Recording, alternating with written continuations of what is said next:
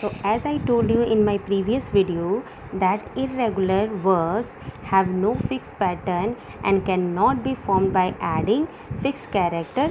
Let's find out how we can do. So for changing it into irregular verbs, I have divided into 4 groups. Group 1, all 3 verb forms are the same. Group 2, same past and participle form. The past and participle forms will be same. Group 3, same base and past participle form. The base form and past participle form will be same and other will be changed. And group 4, all 3 forms are different. Let's find out. In group 1, you can see all 3 verb forms are same. We cannot change it. In the first form, second form and third form, all will be same. Put. Suppose if we are talking about present tense, we use put.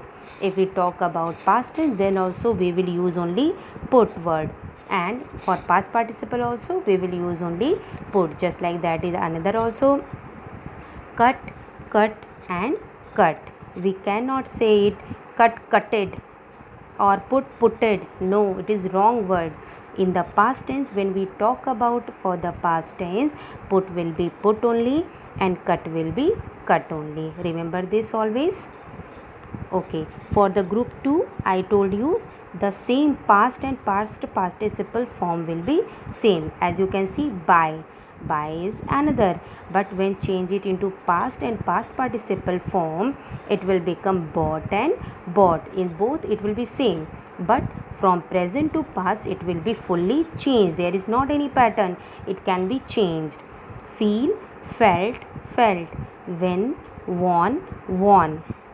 In group 3, I told the base form and past participle form will be same. In past form it will be changed, but the first form and third form will be remain same. As you can see, come, came. When we talk about past tense, it will become came, but again in the past participle it will become again come. Become, became, become. Run, ran, run. Hope you all are understanding. In the group 4, all 3 forms are different. It will be fully different.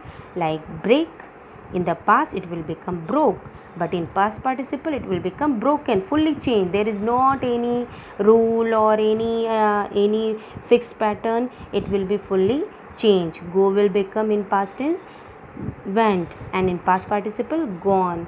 Swing, swam, swum.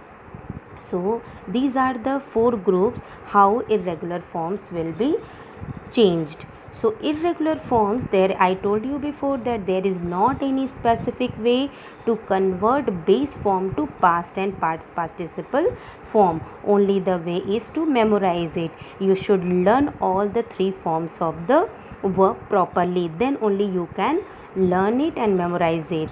Okay, so again we will revise what the regular verbs and irregular verbs. Regular verb have fixed pattern, irregular verbs have not any fixed pattern.